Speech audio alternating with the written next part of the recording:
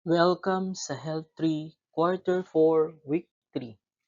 At ang ating paksa ay mga paraan sa pag-iwas ng sakuna. Muli, ito si Teacher JM.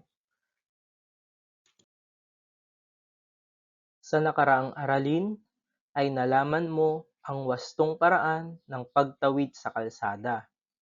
Sa araling ito ay inaasahang malalaman mo ang tamang paraan ng pag-iwas sa sakuna kung nakasakay ka sa mga sasakyan o ikaw ay isang pasahero.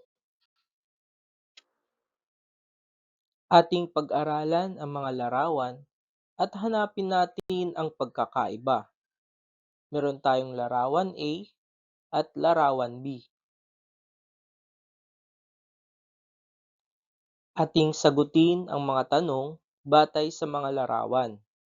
Ang unang tanong, ano ang nakikita mo sa larawan? Tama, ito ay mga taong sumasakay sa isang pangpasaherong jeep. Pangalawa, ano ang pagkakaiba ng dalawang larawan?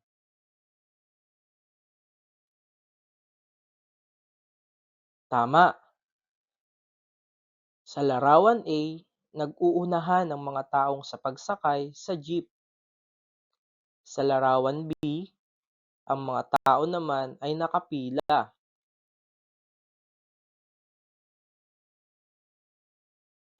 Number 3, alin sa dalawang ito ang sa tingin mo ay mas ligtas na gawi sa pagsakay? Kung ang sagot mo ay larawan B, ito ay tama. Kung tayo ay sasakay sa isang pampasaherong jeep, tayo ay pumila. Number 4, alin naman sa dalawa ang hindi ligtas na gawi ng pagsakay at pagbaba? Kung ang sagot mo ay larawan A, ito ay tama. Dahil ito ay nagsasakay ng pasahero sa no loading and unloading anytime.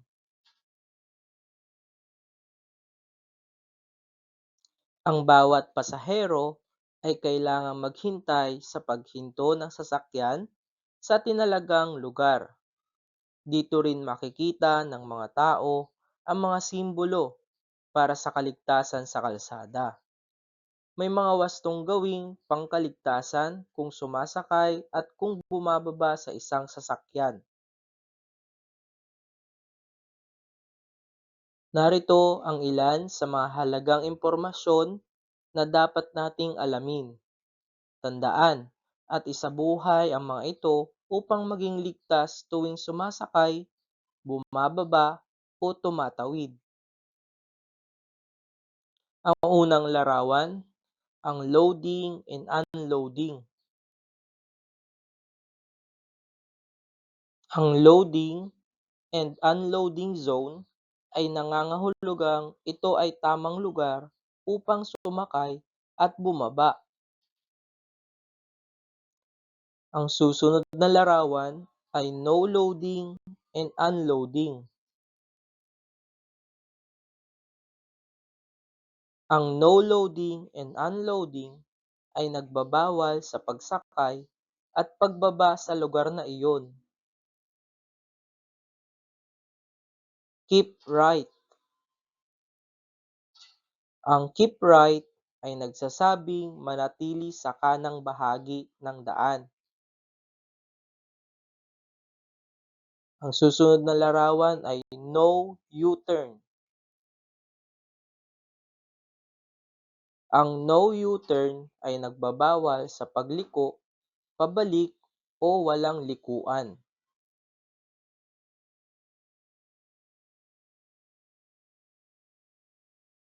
Ito naman ay bawal tumawid. Ito ang simbolong bawal tumawid sa lugar na iyon. Lagi nating tatandaan, mahalagang sundin ang mga babalang ito. Ang pagsunod mo sa mga babalang ito ay malaking tulong para maiwasan ang aksidente, maging maayos ang daloy ng trapiko, at mapanatili ang kapayapaan at kaayusan sa kalsada. Dumako naman tayo sa isang pagsasanay. Handa na ba kayo? Ang panuto, punan ng wastong salita ang sumusunod na pangungusap tungkol sa gawaing pangkaligtasan kapag sumasakay o bumababa ng sasakyan. Piliin ang wastong sagot mula sa kahon.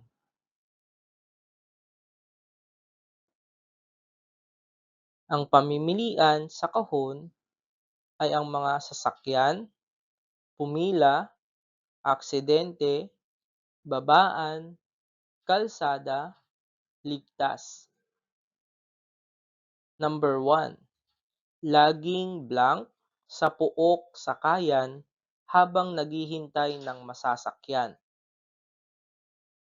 Number 2. Magiging blank sa kalsada kung may disiplina.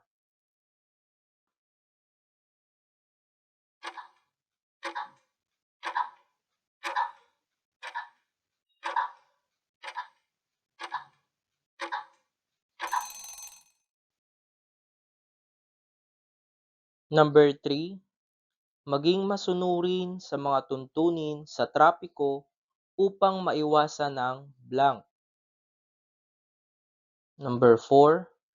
Kaligtasan sa blank ay makakamtan kung may disiplina ang bawat isa.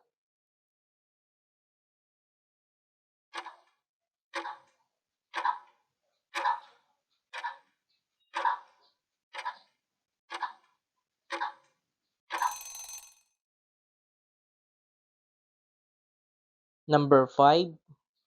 Pasahero ay laging ligtas kung susunod sa tamang blank at sakayan.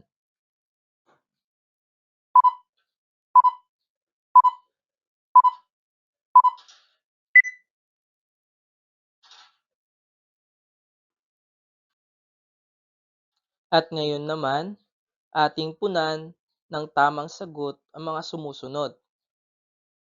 Number 1. Laging pumila sa puok sakayan habang naghihintay ng sasakyan. Number 2. Magiging ligtas sa kalsada kung may disiplina. Number 3. Magiging masunurin sa mga tuntunin sa trapiko upang maiwasan ang aksidente. Number 4. Kaligtasan sa kalsada ay makakamtan kung may disiplina ang bawat isa. Number 5. Pasahero ay laging ligtas kung susunod sa tamang babaan at sakayan.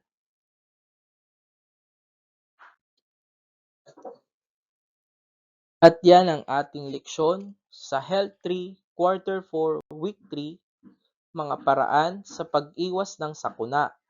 Muli, ito si Teacher JM.